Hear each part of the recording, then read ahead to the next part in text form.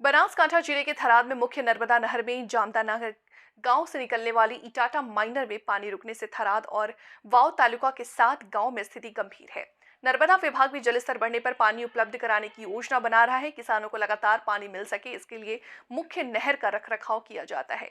ये कार्य नर्मदा विभाग द्वारा किया जाता है। पिछले 15 दिनों से थराद से होकर के गुजरने वाले नर्मदा मुख्य नहर से इधाता माइनर नहर से नर्मदा विभाग को पानी मिल रहा है, जिसके बाद किसानों को पर्याप्त पानी मिले इसके लिए नर्मदा विभाग ने मुख्य नहर में बैराज लगा दिया है। माइनर नहर तक पहुंच नहीं मिलने से परेशानी हो रही है। हालांकि इस संबंध में नर्मदा प्रणाली द्वारा लगातार काम किए जा रहे हैं। थराद वाव तालुका से 7 गांवों की सिंचाई के लिए पानी पिछले 10 दिनों से नहीं छोड़ा गया है, जिससे अब किसानों की स्थिति में सुधार हुआ है। इस संबंध में किसान जिम्मेदार तंत्र से जामदा इरहट्टा माइनर 1 व 2 से सिंचाई के लिए अविलंब पानी छोड़ने की मांग कर रहे हैं। સવારથી એ બધા મેનિંગ કેનાલ અને જે અમારો ટેકનિકલ સ્ટાફ છે એ કન્ટિન્યુઅસ પ્રયત્નમાં છીએ જ આપણે અને અર્લિયર આપણે એક પાણી આપણે આપેલું પણ પાછી ડિમાન્ડની ખાસ પાણીની જરૂરિયાત ઊભી થઈ છે તો પ્રયત્ન કરીએ છીએ સવારે આપણે 2 પ્રયત્નો કર્યા જે બકનલી જે ડાયરેક્ટ કરેલી છે આપણી ઢાટા એમાં પ્રયત્નો કર્યા પણ શરૂ થઈ નથી એટલે થોડો લેવલનો પ્રશ્ન આવે છે 2.5 થી 3 ફૂટ જેવું લેવલ ઘટેલું માલુમ પડેલું છે ત્યાં સાઇટ ઉપર અને કન્ટિન્યુ સાઇટ ઉપર છીએ જ અમારો ટેકનિકલ સ્ટાફ બધો હવે લેવલ મેનિંગ કેનાલ જોડે એના અધિકારી પણ અહીંયા હાજર છે રૂબરૂ સવારથી અને અમે કન્ટિન્યુઅસ પાણી લેવલ વધે છે એવું પણ એમનું કહેવું છે એટલે અંદાજે 5:30 કે 6 વાગે લેવલ જે રિક્વાયર્ડ લેવલ છે આપણે 3 ફૂટ જે સ્લોપમાં જરૂરિયાત છે એ મેન્ટેન થશે એવું એમનું કહેવું છે એટલે આપણે વેટ એન્ડ વોચ કરવાની વાત છે। अच्छा तो सर जे मुख्य नर्मदा केनालना जे अधिकारी आनंदभाई छे एमणे जे बात करी तो एमने पाणीनी आगळ डिमांड छे नहीं तो पाणी जे ने डिमांड अत्यारे ते तमे मागणी करी छे तो आगळ पाणीनी डिमांड छे नहीं तो पाणी जो ओवरफ्लो थाय अने जे पछी जो पाणी नीचुं दबाववामां आवे तो पछी जो आनी याद खेडूतोनी पोजिशन थवानी ना एटले आपणे प्रश्न एवो छे આપણે લાસ્ટ ટાઈમ પણ આપણે એક પાણી તો શરૂ કરાયું હતું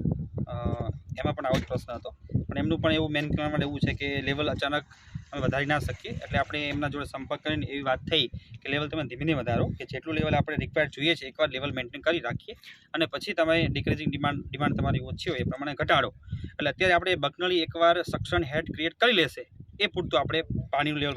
आपने हाँ आपनी बात राइट है कि बकनाळी पाणी अत्यारे उठावी लेशे पण पाછી 5 દાડા पाणी चालशे ने खेडूतोने पाछो प्रश्न ऊभो थशे। मारो कहेવાનો मतलब ए छे के पाछो खेडूतोने आ प्रश्न ऊभो थशे એટલે આપણે કેવું છે खेडूत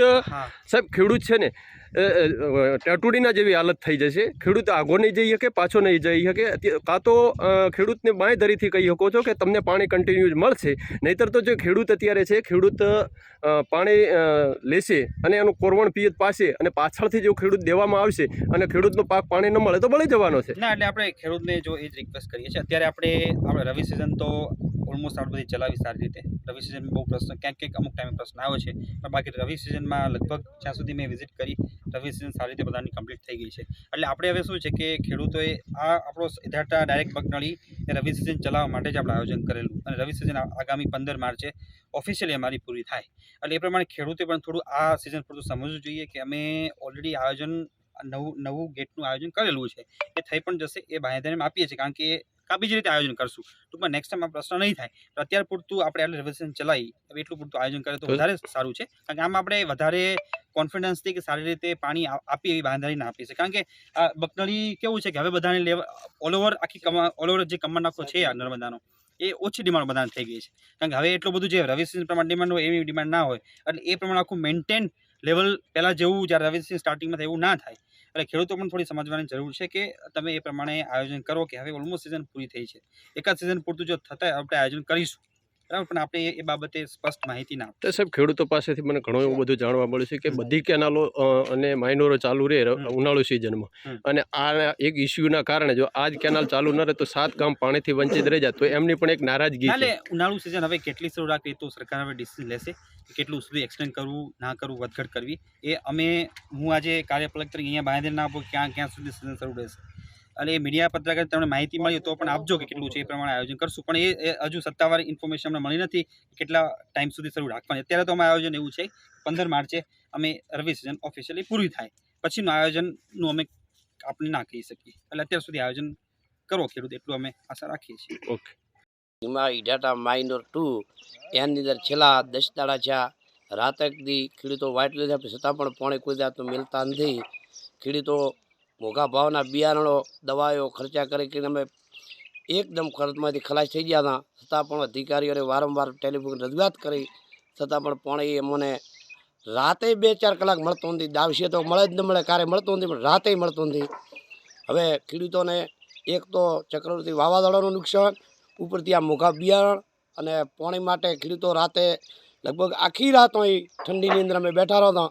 પણ છેલ્લા 10 દાડાથી આ પાણી મળતું નથી. અધિકારીઓને વારંવાર રજૂઆત પણ કરી દે, પણ કોઈ જાતનું એ લોકો ધ્યાન પણ દોરતા નથી અમારી જાતનું. હવે અમને 2 દાડામાં પાણી નહીં આલે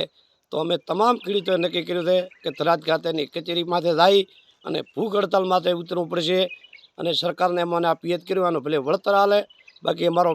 તમામ પાક અત્યારે બળી રહ્યો છે. હું પટેલ ધ્યામલભાઈ ધર્માભાઈ ગામ ઢીમા આ કેનાલ માથે મારું પિયત કરેલ છે. આ બધોય